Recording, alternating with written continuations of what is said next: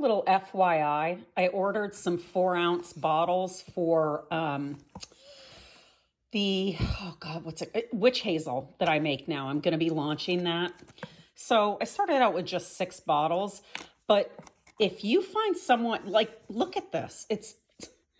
Do you see the shit on this? That's why you sterilize your bottles before you put product in it. Just saying. Just sterilizing my droppers and my bottles. Timer's almost up. Got tons of little 2-ounce bottles. Ooh, what the hell is that?